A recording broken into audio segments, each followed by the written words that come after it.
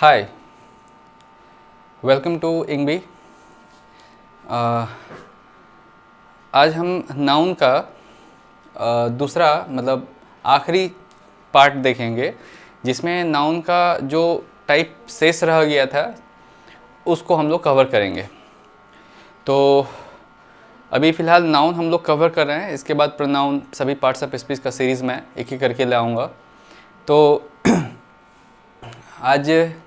आज का क्लास बहुत स्पेशल होने वाला है, क्योंकि आज नाउन का रेस्ट पार्ट जो है वो तो होगा ही, और साथ ही साथ वो जो टाइप्स होते हैं नाउन के काइंड्स होते हैं, वो उसमें क्या यूनिकनेस है या फिर क्या डिफरेंट टाइप्स के वो नाउन हैं, उसके बारे में भी हम लोग जानेंगे।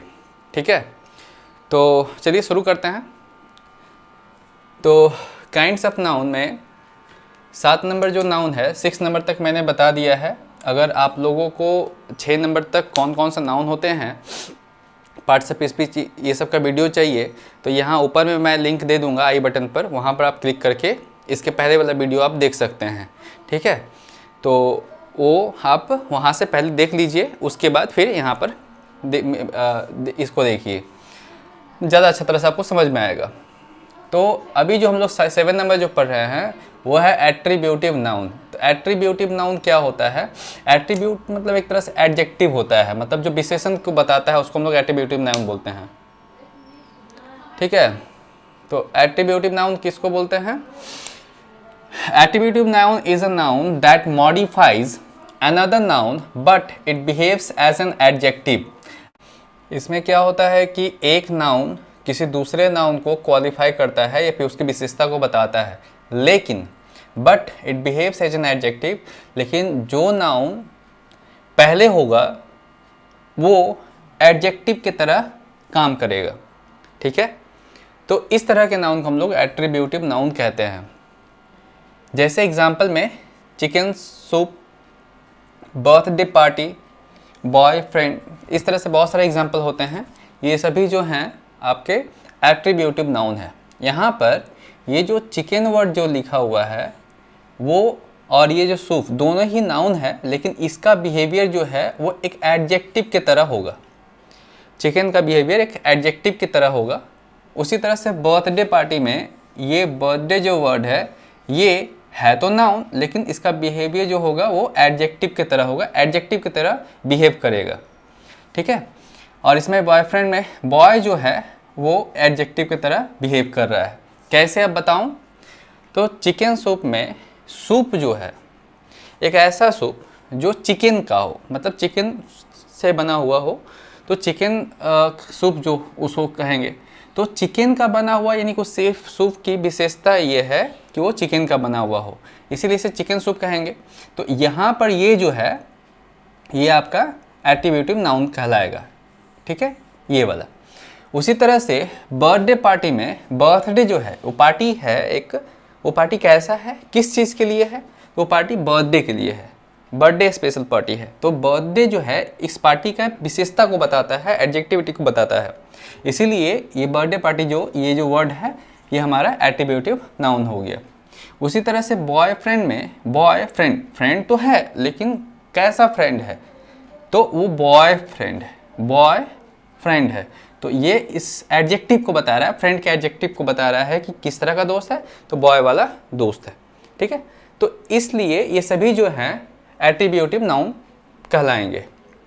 अब इसको मैं एक सेंटेंस में भी करके लिखा हूँ। जैसे स्टील ब्रीज लिखा हुआ है, स्टील ब्रीज मतलब क्या होता है? द ब्रीज इज स्टील, मतलब हम इसको अगर अल्टरनेट करके लिखे द ब्रीज इज स्टील, इसको हम ऐसे बोलें तो इसको ऐसे बोला जा सकता है, फिर भी थॉट जो है वो प्रेजेंट हो रहा है और लोग समझ भी पाएंगे कि जो ब्रिज है वो स्टील का है। तो ये जो है स्टील जो है यही एट्रीब्यूटिव नाउन है जो ब्रिज के पहले आया है। ठीक है, ये तो ये जो स्टील ब्रिज है ये आपका एट्रीब्यूटिव नाउन कहलाएगा। लेकिन कॉफ़ी मग जब हम बोलते हैं, जब हम कॉफ़ी मग बोल रहे हैं तो द मग इज़ कॉफ़ी नहीं बोल सकते हैं। इसको अगर हम तोड़ें या फिर सेंटेंस में लिखें तो द मग इज़ कॉफ़ी इस तरह से नहीं बोल सकते हैं। द मग की कॉफ़ी बोलने से सेंटेंस का अर्थ बदल जा रहा है, सेंटेंस गलत साबित हो रहा है कि मग कॉफ़ी कैसे हो सकता है भाई। इसीलिए ये जो है इसको हम लोग एट्रीब्यूटिव नाउन नहीं बोलेंगे। तो इसको ये हम लोग एट्रीब्यूटिव नाउन नहीं बोलेंगे, यहाँ पर मैंने क्रॉस कर दिया है, ठीक है। तो ये इसको आप कंपाउंड नाउन बोल सकते हो, लेकिन इसको एट्रीब्यूटिव नाउन नहीं बोल पाएंगे, ठीक है। तो ये हुआ। अभी यहाँ पर कॉफ़ी और मग दोनों ही यहाँ पर नाउन है, ठीक है। Next number chicken soup. जैसे कि यहाँ पर मैंने एग्जांपल लिखा था, तो चिकन सूप में चिकन जो है मैंने बोला था एट्रीब्यूटिव है। इसको अगर हम लिखे हैं सेंटेंस में ऐसे अल्टर करके, तो the soup is of chicken. Soup जो है वो किसका बना हुआ है, तो चिकन का बना हुआ है, ऐसे बोला जा सकता है। और ये सेंटेंस सही भी होगा क्योंकि इससे भाव जो है उस वही भाव निकला है, चिकन सूप, ये सूप जो है वो चिकन का बना हुआ है। तो इसको हम इस तरह से सेंटेंस में करके लिख पा रहे हैं अगर, तो ये हमारा एट्रीब्यूटिव नाउन है, ये हमारा एट्रीब्यूटिव नाउन है, ठीक है।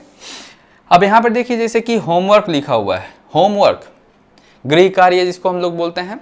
तो होमवर्क में द वर्क इज़ होम ऐसे नहीं बोला जा सकता है, काम घर है ऐसे कैसे बोल सकते हैं। तो ये जो सेंटेंस है होमवर्क जो है, ये वर्ड जो है, ये आपका एट्रीब्यूटिव नाउन नहीं हुआ, नहीं कहलाएगा, ठीक है। तो इस तरह से हम एट्रीब्यूटिव नाउन को पहचान सकते हैं कि एट्रीब्यूटिव नाउन क्या होता है।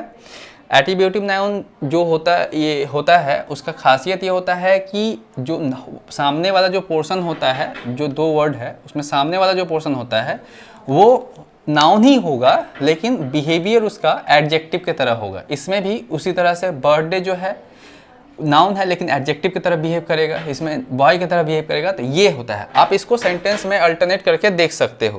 नेक्स्ट नाउन देखेंगे जिसे हम पॉजिटिव नाउन कहेंगे। पॉजिटिव नाउन जो होता है, जैसे कि पॉजिटिव जो है अधिकार को रिप्रेजेंट करता है, अधिकार के बारे में बताता है, हक के बारे में बताता है। तो अ नाउन दैट पॉजेसेस समथिंग, एक ऐसा संज्ञा शब्द जो किसी चीज पर अधिकार रखने का काम करता हो या फिर वैसी भावना को प्रकट करता हो कि कोई चीज किसी चीज पर किसी का अधिकार हो, तो उस तरह के नाउन को हम पॉजिटिव नाउन कहेंगे। ये सिंगुलर प्लूरल दोनों ही होते हैं, सभी नाउन सिंगुलर प्लूरल की होते हैं। तो सिंगुलर में जैसे कि राम्स डॉग, राम का कुत्ता, तो ये जो है एपस्ट्रॉफी एस लगा हुआ है, ये कुत्ते पर राम का अधिकार को दर्शाता है कि ये कुत्ता जो है किसका है, ये डॉग ये राम का है। उसी तरह से सन्स रे मतलब सूर्य का किरण, तो ये जो है का किरणों पर सूर्य का अधिकार है कि ये किरण जो हैं किसके हैं, सूर्य के। तो उसका हक को बता रहा है, उसके अधिकार को बता रहा है, ठीक है, अधिकार को। उसी तरह से यहाँ पे टुडेज न्यूज़पेपर, ये जो है एपस्ट्रॉफी एस लगा हुआ है जिसका मतलब ये का सेंस दे रहा है सभी में। तो ये जो है ये न्यूज़पेपर पर टुडे, आज का न्यूज़पेपर है, आज का, तो ये इसका अधिकार वाला बात हो रहा है। तो इस तरह से ये पॉजिटिवनेस को दर्शाता है। जनरली हम लोग पॉजिटिवनेस को दर्शाने के लिए हम लोग ऑफ या फिर एपस्ट्रॉफी एस का इस तरह से प्रयोग करते हैं। प्लुरल नाउन देखेंगे, प्लुरल पॉजिटिव नाउन कैसे होते हैं। तो जैसे कि काइट्स लिखा हुआ है, प्लुरल पॉजिटिव नाउन में जैसे कि कुछ नाउन ऐसे भी होते हैं जो जिसके प्लुरल आप जिसके प्लुरल में एस नहीं आता है, और कुछ एक ऐसे नाउन्स होते हैं जिसके एंड में उसको प्लुरल अगर करते हैं तो वो एस उसमें आता है। जैसे कि यहाँ पर काइट आप देखें तो काइट में हम इसको प्लुरल अगर करते हैं तो काइट्स हो जाएगा। तो इसमें हम एपस्ट्रॉफी ऐसे नहीं लगाएंगे बल्कि हम एंड में इस तरह से लगाएंगे, ठीक है। तो ये कहलाएगा। तो इससे क्या हुआ, पॉजिटिव भी हो गया और प्लुरल भी हो गया। ये मैंने पिछले वीडियो में आपको इसके बारे में बताया था। तो ये वही चीज़ है। काइट्स अल्टीट्यूड मतलब पतंग की ऊंचाई जो है उसके बारे में बात की जा रही है। तो ये जो है ये एपस्ट्रॉफी से ये एस के पहले नहीं लगेगा, ये कॉमा जो है ये आपका एस के बाद लगेगा, ठीक है।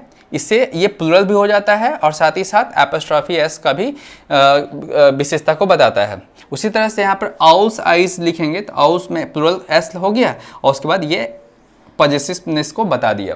तो इससे क्या हुआ, आपका पॉजिटिव नाउन भी क्लियर ये हो गया कि आउल्स आइज, ठीक है। उसी तरह से फ्रॉक्स क्रॉकिंग मेढक का जो टर्टर आवाज़ होता है, तो मेढकों का, मेढकों का, मेढकों का क्यों, ये प्लुरल है ना हम लोग, तो सभी में प्लुरल, मेढकों का, ये उल्लुओं का और ये पतंगों का। तो इस तरह से, ये तो पतंग का ऐसे, तो ये जो है प्लुरल के साथ साथ, ये जो है प्लुरल के साथ साथ आपको पॉजिटिव भी बना रहा है। इसमें सिर्फ सिंगुलर था। कुछ नाउन्स ऐसे भी होते हैं जिसका प्लुरल जो होता है एस लगाकर नहीं होता है, ऐसे एस लगाने से नहीं होता है, जैसे कि चिल्ड्रेन। चिल्ड्रेन जो है इसको आप अगर पॉजिटिव में बदलें, तो जैसे कि हम चिल्ड्रेन्स टॉय बोलना चाहते हैं, तो चिल्ड्रेन लिखकर यहाँ पर हम एस ऐसे लिखेंगे और उसके बाद हम टॉय लिखेंगे, ठीक है। तो ये हमारा पॉजिटिव नाउन में आ जाएगा, ठीक है। ये प्लुरल भी हो गया क्योंकि चाइल्ड सिंगुलर होता है, चिल्ड्रेन जो होता है वो प्लुरल होता है, और पॉजिटिव के लिए हम लोग ये एपस्ट्रॉफी एस लगाए उसके बाद। लेकिन अगर कोई नाउन जिसमें एस लगाने से मतलब प्लुरल होता है, तो हम उसमें कॉमा जो है वो एंड में लगाएंगे, एस के पहले नहीं, एस के बाद में लगाएंगे, ठीक है। तो इस तरह से ये काम करता है। तो ये पॉजिटिव नाउन क्या होता है वो हम लोगों ने देखा। अब हम लोग 9 नंबर नाउन देखेंगे जिसको हम लोग जेंडर स्पेसिफिक नाउन कहते हैं। जेंडर स्पेसिफिक जैसे कि इसका नाम से पता चलता है, मतलब जात के बारे में बोल रहा हूँ, जेंडर के बारे में पता चलता है इससे कि कौन से जेंडर से बिलोंग करता है, तो ये जेंडर के बारे में ही बताता है, ठीक है। जैसे कि इट स्पेसिफाई अ मेल और अ फीमेल, मतलब ये एक ऐसा नाउन होता है जो मेल या फीमेल के बारे में बताता है कि मेल है कि फीमेल है, दैट्स इट, ठीक है। एग्जाम्पल के तौर पर जैसे एक्टर मेल है, एक्ट्रेस फीमेल है, किंग मेल है, क्वीन फीमेल है, काउ मेल फीमेल है, और ऑक्स जो है मेल। तो ये जो है ये जेंडर स्पेसिफिक, ये सभी नाउन हैं और ये सभी नाउन जो है जेंडर को डिनोट कर रहा है कि कौन मेल है कौन फीमेल है, तो ये सभी को हम लोग जेंडर स्पेसिफिक नाउन कहेंगे, ठीक है। मेल, ये मेल जेंडर स्पेसिफिक हुआ, मेल मेल मेल, उसी तरह से ये फीमेल, ये फीमेल और ये फीमेल। तो इस तरह से हम लोग जेंडर स्पेसिफिक नाउन क्या होता है वो समझ लिए, ठीक है। आई होप आपको यहाँ तक कोई प्रॉब्लम नहीं होगा। Next number verbal noun. ये वर्बल नाउन जो होता है ये काफ़ी इंपॉर्टेंट होता है, काफ़ी क्रिटिकल भी होता है समझना इसको। चलिए इसको समझते हैं। तो वर्बल नाउन जैसे कि हम लोग जानते हैं, नॉन फाइनाइट वर्ब के बारे में हम लोग पढ़े हैं, तो ये वर्ब ही होता है लेकिन नाउन की तरह इसका बिहेवियर होता है, इसीलिए इसको हम लोग वर्बल नाउन कहते हैं, ठीक है।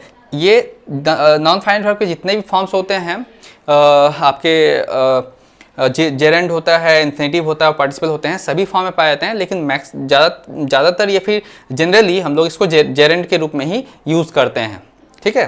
तो जेरेंड जो होता है, अब वर्बल नाउन में जेरेंड जो है, हम जानते हैं जेरेंड जो होता है वो आपका वर्ब प्लस आईएनजी को बोलते हैं हम, ठीक है। लेकिन जेरेंड का खासियत ये होता है कि वो नाउन की तरह बिहेव करता है, ठीक है। तो यहाँ पर देखिए स्विमिंग, बिल्डिंग, स्मोकिंग, ये सभी जो हैं ये आपके जेरेंड नाउन, जेरेंड या फिर वर्बल नाउन कहलाएगा। जेरेंड और वर्बल नाउन में थोड़ा सा डिफरेंट होता है। डिफरेंट क्या होता है तो उसको हम देखते हैं। जैसे कि ये स्विमिंग, बिल्डिंग या फिर स्मोकिंग जो है, ये सभी जो हैं जेरेंड भी हो सकते हैं और ये सभी वर्बल नाउन भी हो सकते हैं।